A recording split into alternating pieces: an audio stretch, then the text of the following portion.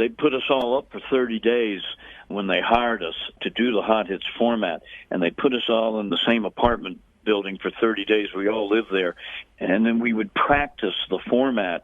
And I just remember never having to do this before, but it really made it so that when we hit the airwaves, we were on fire, dude. There were no mistakes, no looseness. It was just ready to go. And that is the voice of Terry Motormouth Young. Check out his website. It's a radio station with music 24/7. WTYT.FUN. That's WTYT.fun. Having a good time speaking of that. And last time we promised you we'd be talking about his time in the city of brotherly love and Hot Hits WCAU-FM 98 in Philadelphia.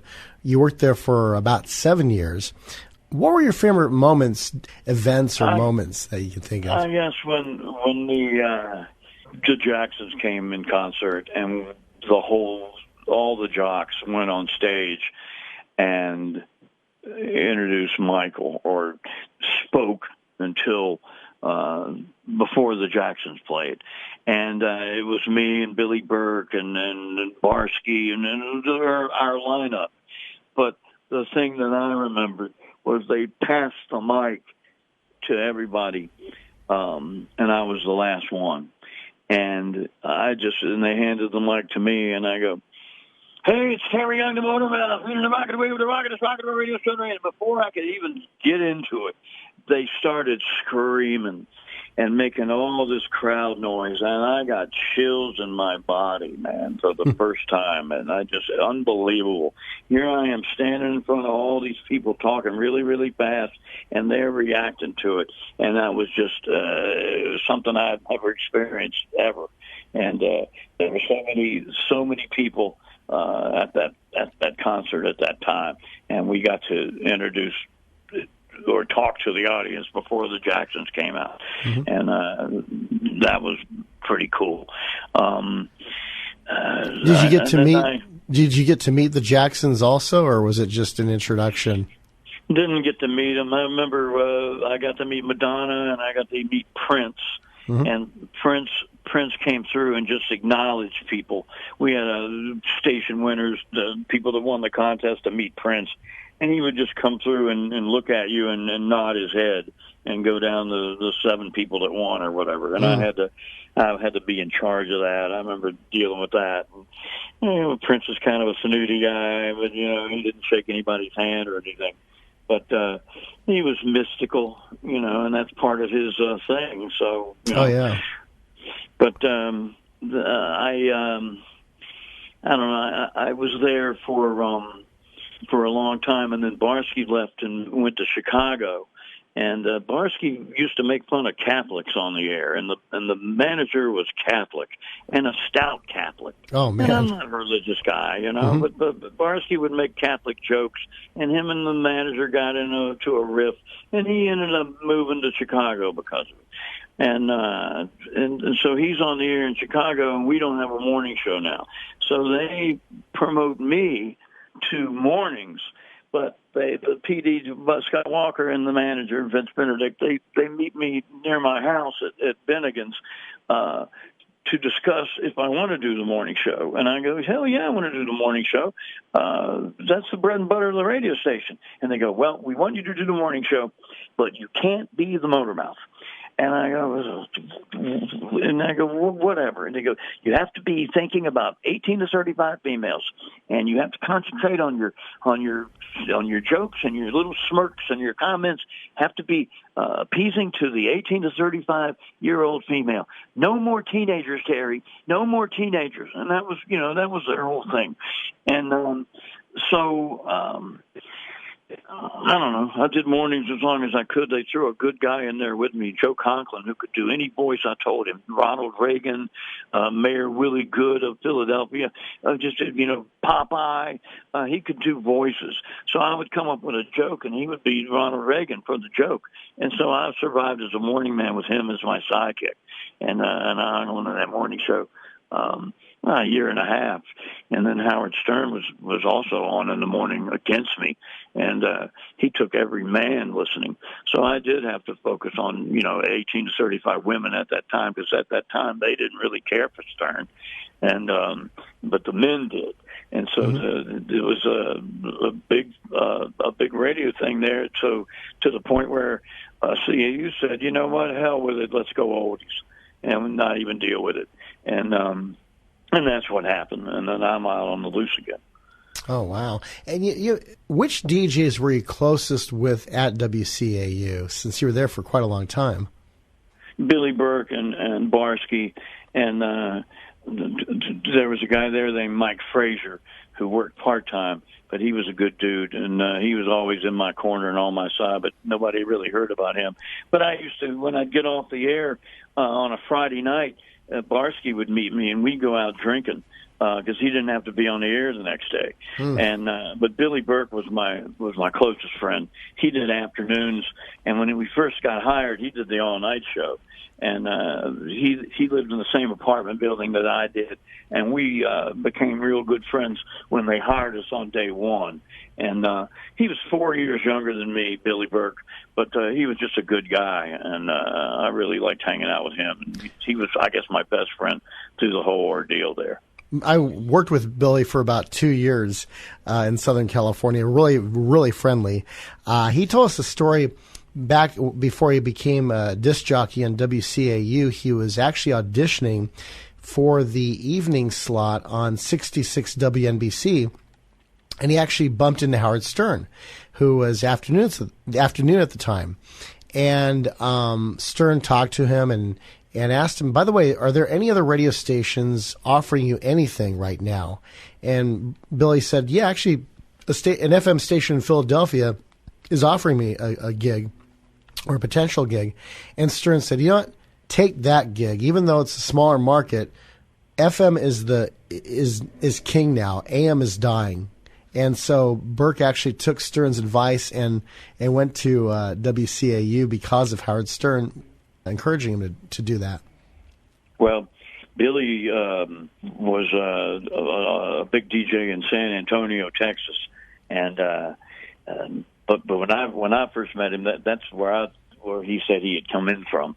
But they put us all up for 30 days when they hired us at CAU to do the Hot Hits format, and they put us all in the same apartment building for 30 days. We all lived there, and then we would practice the format with the jingles and the records, and we would record a half hour of the format, and then we would take it into a room and sit down and play the tape, and Mike Joseph would listen to us talk, after the song and into the jingle or whatever the elements were, and he would grade us.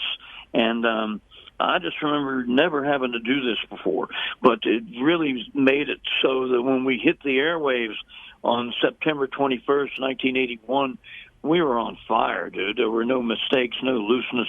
It was just ready to go. But it was called dry runs, and Joseph would time our breaks with a stopwatch, and he would point out what we did good and what we did bad.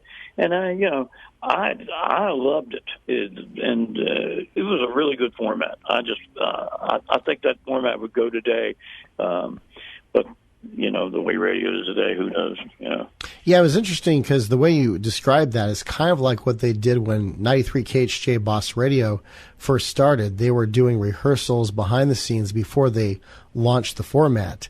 They had jingles made up. You had Don Steele, Robert W. Morgan, Johnny Williams all auditioning or doing mock shows behind the scenes before they debuted the new Top 40 format. And again, KHJ was one of the worst rated stations in the Southland. KHJ, the TV station, was a huge hit.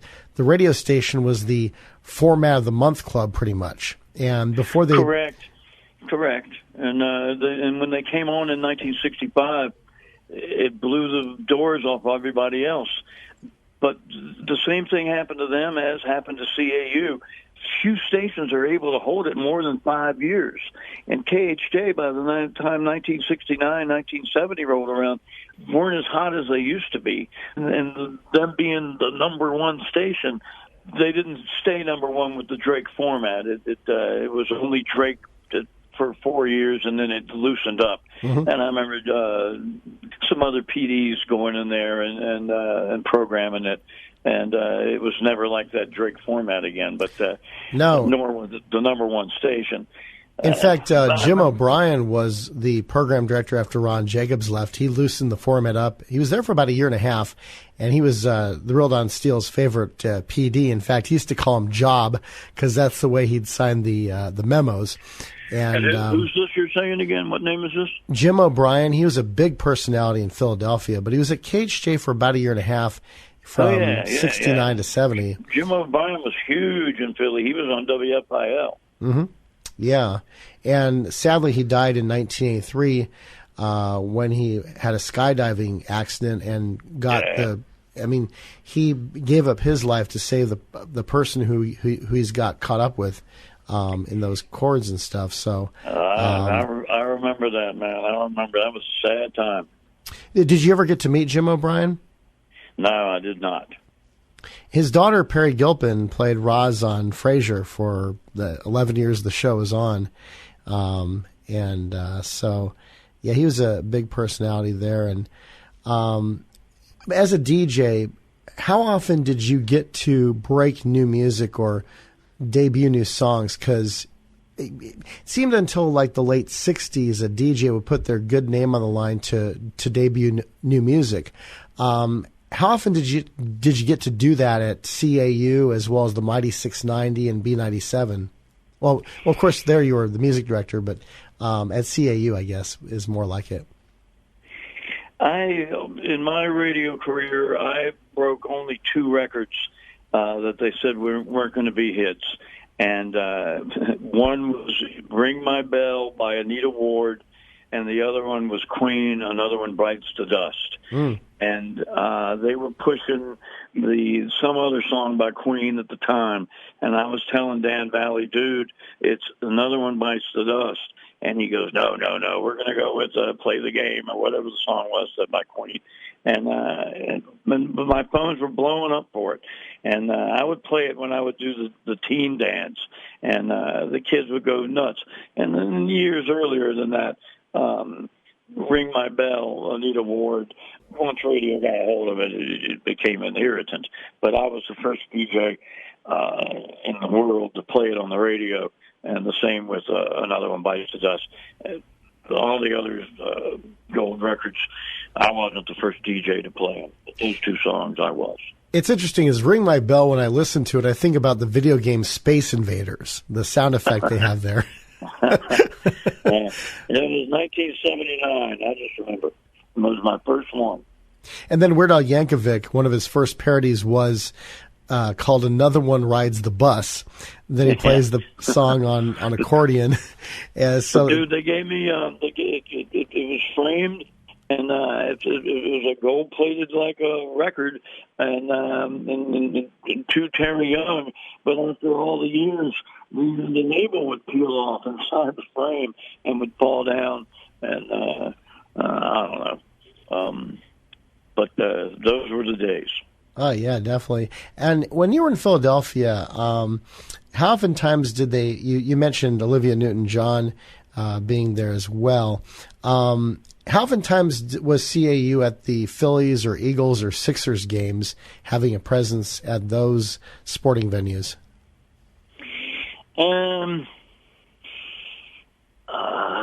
No. But I remember when I was at WTIX, we would take the TIX van and just go to a high school game and drive it onto the field without permission from the school or anything, and park it right by the field goal post during the game and get exposure to the radio station. We would do that back when I was at TIX, but I don't ever remember us trying to get on the field during a sporting event with WCAU. station was too big, and we didn't sneak in and do that kind of thing. But it was they couldn't afford to have us, on the field by the goalpost like I was in New Orleans. Oh yeah, I remember going to Philly back about 21 years ago, and I went there to see a Phillies game. It was the 7th to last game ever at the Vet because they were in the process of building Citizens Bank Park. And I just wanted to see one baseball game in a multi-purpose cookie cutter stadium that had both football and baseball. And we also went to Pat's King of Steaks afterwards. What was the best cheesesteak you had there when you were in Philly? Well, I'd never had one before. I had heard about them. So the first one I had was Pat's, and then right across the street was Geno's, and those two are both the best. And I guess I'd have to think I like Geno's for the steak, and I like Pat's for the cheese fries. Ah, that's cool. Anyway, Josh, I got to go. I'm getting ready to do my radio show here. I got to wrap up and go do some things before I do that. Well, Terry, thank you again for being here on the Talking Archive. All right, Josh, you're a good dude, man, and it was a breeze talking to you, and I'll talk to you later, man. Thank you. Have a great show. Okay. And we look forward again to talking to Terry in the future. In the meantime, check out his website at WTYT.fun. That's WTYT.fun. Also, check us out on Instagram at JoshDJ57. That's JoshDJ57. And until next time, this is Josh Jacobs for the Talking Archive. Keep your mind on the things above, and as you hit that open road, don't be a slowdown spectator.